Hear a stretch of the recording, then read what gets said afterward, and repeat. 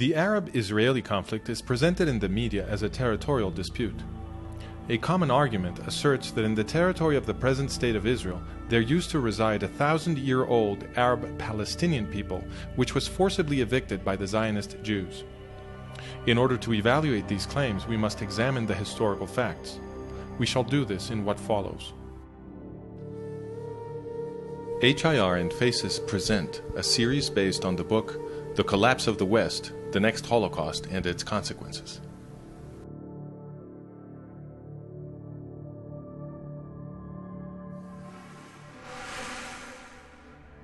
It was the Romans who, in the 2nd century of the Common Era, first used the name Syria Palestina for Jerusalem and surrounding areas. It was an incorrect usage. In Greek, Palestina means homeland of the Philistines, but the Philistines never occupied more than a tiny sliver on the eastern Mediterranean coast, including part of what is today's Gaza Strip, and they had ceased to exist centuries earlier. The Romans had conquered a place called Kingdom of Judah, and they themselves, after possessing it, called it Province of Judea. Both names mean homeland of the Jews. Why then did the Romans change the name to Syria Palestina? This is an important question. Jewish community and religion are organized around the Law of Moses, which, according to Exodus, was born in an Egyptian slave revolt. This explains why the Law of Moses denounces oppression and protects the poor. It also explains the preoccupations of the Roman military aristocracy. In those days, the Jews were a very large population distributed throughout the Mediterranean. The greatest worry of the Romans was that the popularity of the Law of Moses among the oppressed peoples of the empire might result in revolution. In order to avoid such an outcome, the empire launched enormous mass killings of Jews, remembered today as the First Jewish War, the Diaspora Revolt, and the Second Jewish War. According to historians, taken together and in proportional terms, the Romans killed perhaps more Jews than did Adolf Hitler. Once the genocide had been concluded, Emperor Hadrian, after destroying Jerusalem in the 2nd century, brought Greeks to settle it and forbade the entrance to Jews under pain of death. The city was renamed Aelia Capitolina, and the area Syria Palestina. In political terms, Palestine means there are no Jews here, nor do we allow them. Some Jews stubbornly remained in their Holy Land, and many others soon returned. The Romans informally continued to call the place Judea. With the passing of the centuries, the name Palestine was used less and less and ceased to have a clear referent. Under the Turkish Ottoman Empire, overlord of the area from the 16th century, there was no administrative or political entity called Palestine. In the 20th century, after wrenching the Middle East from the Turks in World War I, the British revived the name when they created the British Mandate for Palestine. But their final definition of Palestine in 1922 was just 1/4 of the landmass that they themselves had baptized Palestine 2 years before. Such arbitrariness supports the complaint of Arab historian Philip Hitti, who testified in 1946 before the Anglo-American Committee of Inquiry that there is no such thing as Palestine in history. Absolutely not. But if the name Palestine is an artificial creation of the Roman Empire, and later of the British Empire, then who are the so-called Palestinians? That question was answered by Zahir Muhsin, the Chief of Military Operations of the Palestine Liberation Organization, or the PLO, now better known as the Palestinian Authority. In an interview with Dutch magazine Trouw, Muhsin explained, "We are all part of one people, the Arab nation. We are one people. Just for political reasons, we carefully underwrite our Palestinian identity. Because it is of national interest for the Arabs to advocate the existence of Palestinians to balance Zionism. Yes, the existence of a separate Palestinian identity exists only for tactical reasons. The establishment of a Palestinian state is a new tool to continue the fight against Israel and for Arab unity." Why does Muhsin say, a new tool to continue the fight against Israel? In war after war, the combined efforts of several Arab Muslim states were defeated by tiny Israel, again and again. So a new tool was needed, a political warfare strategy that combined terrorism with diplomacy to achieve what open warfare could not. But is Zahir Muhsin saying that a Palestinian people with a presumed right to the land of the Jewish state was simply invented? The PLO charters appear to confirm this. In its first charter, dated 1964, the PLO defined Palestine in Article 2 with its boundaries at the time of the British Mandate. This is a reference to the second arbitrary definition of the British from 1922. How can a 20th century foreign colonial power arbitrarily define the boundaries of the supposedly ancestral land of the Palestinians? But in truth, the PLO did not even really adopt the British definition. In Article 24, the PLO explicitly asserted that Judea, Samaria, and Gaza, the territories which it now claims for its desired state, were not Palestinian. Article 24. This organization does not exercise any territorial sovereignty over the West Bank, Judea and Samaria, in the Hashemite Kingdom of Jordan, or on the Gaza Strip. In 1968, the PLO rewrote its charter. This time, the definition of Palestine did not exclude Gaza, Judea, and Samaria, so the PLO was now claiming these territories. What explains the change? In 1964, when the PLO wrote its first charter, Egypt was illegally occupying Gaza, and Jordan was illegally occupying Judea and Samaria. But then the Arab states provoked the War of 1967, or Six-Day War, in which the Israelis captured the territories of Gaza, Judea, and Samaria, among others. It was after this that the PLO rewrote its constitution in 1968, this time including Gaza, Judea, and Samaria in its definition of Palestine. The borders of Palestine are therefore flexible and are redrawn to surround exactly the territory which Israel controls. In other words, the borders of Palestine are chosen merely so that it can be used as a tool to continue the fight against Israel.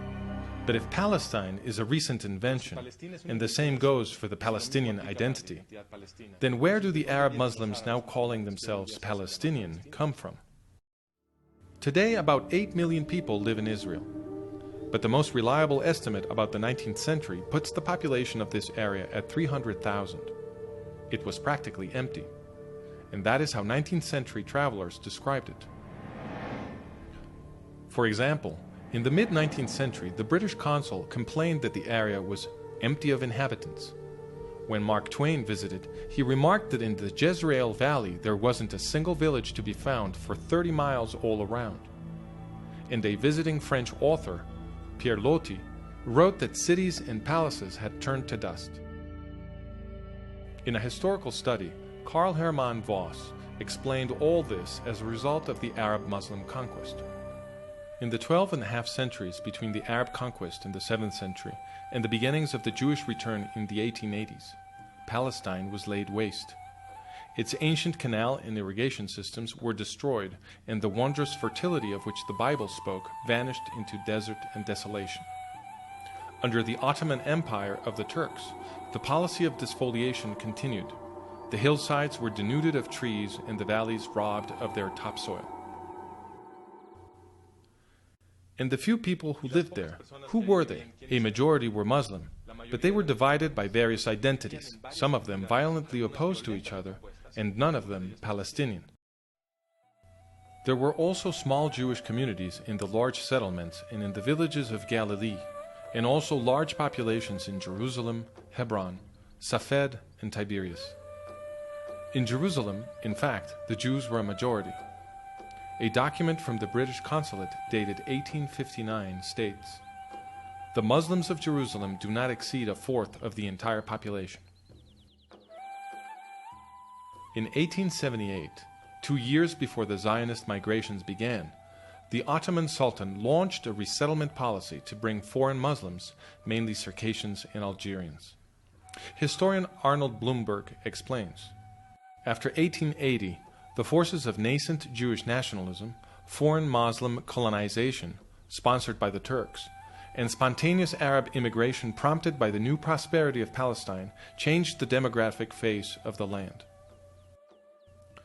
Given that starting in 1878, enormous waves of Muslim immigration began arriving in what was essentially an empty territory, it is obvious that the vast majority of those now calling themselves Palestinian do not have thousand-year-old roots in the place.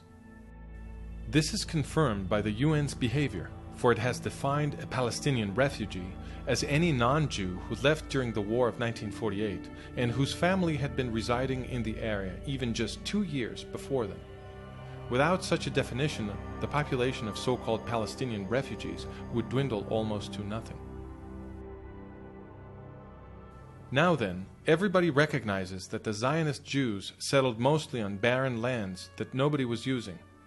The very King Abdullah of Transjordan, who would participate in the effort to destroy the nascent Jewish state in 1948, wrote in 1946, "I was astonished at what I saw of the Jewish settlements. They have colonized the sand dunes, drawn water from them, and transformed them into a paradise." The Jewish recovery of the land produced an economic explosion that attracted many Arabs from neighboring countries looking for a better life, and they fattened the numbers of those who would later call themselves Palestinians. Many believe, however, that the Zionist Jews stole the lands upon which they settled, using force. Did they? That question was answered by Haj Amin al-Husseini, the father of the Palestinian movement. In 1936, Husseini, Mufti of Jerusalem, launched his fourth great terrorist assault against the Jews of British Mandate Palestine. He called it the Arab Revolt. This violence lasted until 1939. In 1937, the British government sent a team to investigate, headed by Lord Peel. His mission was to establish what was happening and why. He called Husseini as witness. Sir Laurie Hammond asked Husseini whether the problem was that Jews had taken Arab lands by force. Husseini replied, "In most cases, the lands were acquired. I mean forcibly acquired. Compulsory acquisition, as land would be acquired for public purposes." "No, it wasn't." "Not taken by compulsory acquisition?" "No."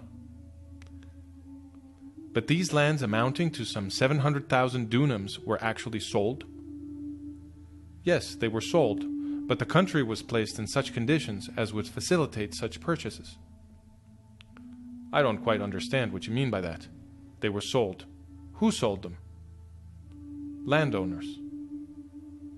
"Arabs?" "In most cases, they were Arabs." "Was any compulsion put on them to sell? If so, by whom?" "As in other countries, there are people who by force of circumstances, economic forces, sell their land." The Arab landowners who, according to Husseini, had been forced to sell their lands were the Effendi, the great feudal lords of the area.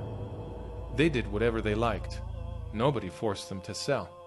And they had sold their least productive lands at very high prices. In fact, Husseini's own family, among the largest Effendi landowners, was doing a brisk business with these sales. The Husseinis first would threaten the small landowners with death if they dared commit the so-called national crime of selling land to Jews. Then they would buy these plots at fire sale prices, consolidate them, and resell them at extortionate prices to the Zionist Jews. Historian Nathan Weinstock explains, "In other words, hyper-nationalist propaganda became a lucrative industry, indeed even an American-style racket, for the Arab gentry." To conclude, it is false to say that a 1,000-year-old Palestinian people had its ancestral land taken by force by the Zionist Jews.